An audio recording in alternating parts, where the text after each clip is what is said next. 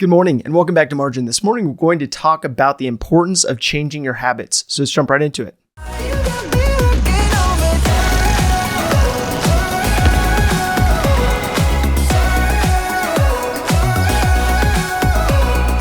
So in the last episode, we discussed the importance of habits. Now, you may be wondering what habits have to do with money management, but let's be honest here. It has everything to do with money management. So the habits that you have built into your routine, whether it be in the morning lattes that you buy or buying a new vehicle every other year or every year, or indulging in a little retail therapy otherwise, all affect your personal finances. So our money habits touch most aspects of our daily lives. So I believe that this is why more than 2/3 of the parables in the Bible refer to some sort, form, or fashion of your money and the handling of that money and addressing it well in regards to stewardship. So you may have heard of the saying, change your habits, change your life. I have found this to be so true in the habits and routines that I've built into my own life and my own finances. And I believe that if you really think through your own habits, you would think through those that have positively affected your world and your life, and those that have negatively affected your life as well. So let me ask you this. Think about your life in particular. What habits need to be removed, need to be modified, or need to be added? You may immediately think about a habit you can't seem to kick, or you may be unaware of the habits you have, or maybe it's a little bit of both. And I think for many of us, it is both. It is those habits that seem to have a stronghold in our lives, as well as those that we don't necessarily know that we need to add into our lives. And so we may be ultra aware of one and not aware of the other, or vice versa. So you may immediately be thinking through what habits you are unaware of, or maybe even more so, the habits that you can't seem to kick. And maybe a little bit of both. But it's important to go through this process to think through, what am I aware of, conscious of, and what is unconscious in regards to my habits. Sometimes this can be tough to truly know, but every successful person I know has intentionally built habits into their lives, and these habits in turn have reshaped or shaped their reality. Now, I was meeting with a guy that I mentored this week, and he had an engraved saying on his headphones that said, good in, good out.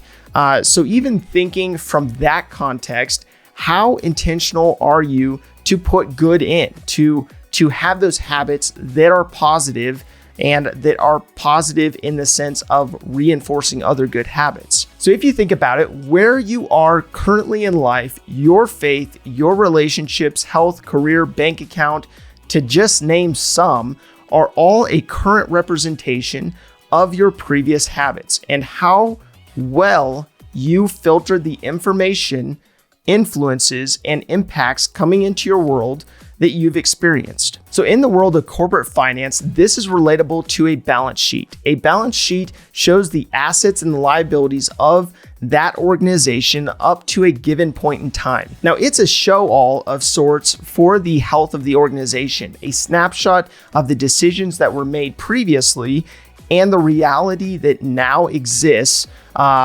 because of those specific decisions that were made. Now, I think it's so important to look at your habits and reflect. Reflect on where those habits have led you, who or what influenced them, and how you may need to reevaluate them accordingly. Now, this may be a tough question to ask or think about for many people, but are you happy with where your life is? And I'm not meaning based on what the lives of those around you look like, but based on what you want out of life yourself. Now, I think about this a lot, as there are a lot of aspects of my life that I can so easily compare to someone else's, good, bad, or indifferent, and become critical of myself due to this. Now, I know that many people deal with this, but I don't know if you've noticed this, but when we focus on someone else's world and their life, we become ungrateful, we become cynical, we become quick to lose perspective of what we have. And I think it's always important to reflect and make adjustments accordingly, and know that we can't live vicariously through someone else or be stuck in the past, as we cannot change the past. And the lives that we currently live are based on decisions leading up to this point that are our decisions. And I know that there's aspects of life that you can't control, but I mean when it comes to the decisions you make that are controllable by you. Now, these decisions can only be adjusted by us going forward. So when you look at your legacy and the legacy that you're building, let me ask you this: what needs to change going into this new year, going into a new year?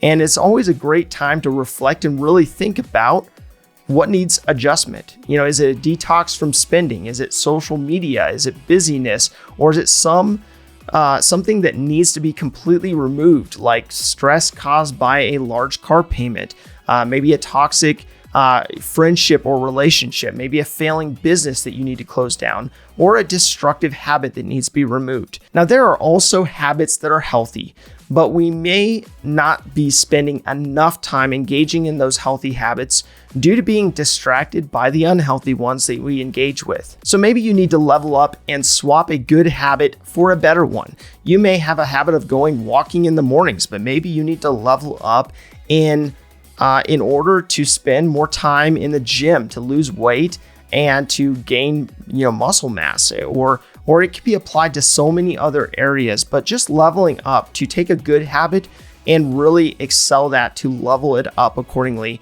will greatly help you in this new year. So let's be honest, it may be overwhelming to try and think about the habits that you currently have, but starting with evaluating your mornings will be a great start. You may have heard of another saying of win the morning, win the day.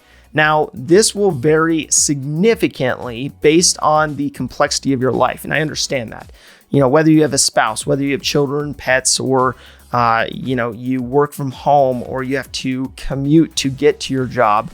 There's so many aspects that can add complexity to your morning. But just thinking about your morning routine, your morning and what it entails. Is it chaotic, or have you set up rhythms in order to step into the day with the right mindset to make the best decisions? Now, really thinking through this will bring a level of awareness to you about where you're spending your time and whether you've built in the right routines.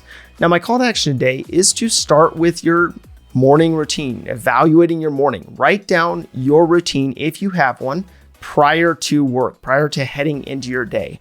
Then assign whether the habit within your routine needs to be expanded, needs to be reduced, or removed altogether. This will give you a starting point that then you can influence other aspects from. This could be your sleep routine, your work routine, or even what you do in your downtime. If this information is helpful to you, please do like, subscribe, and hit the notification bell so you're reminded to come back on a daily basis and improve in managing your personal finances. Thank you for your time. Enjoy your day, and we'll see you back here tomorrow.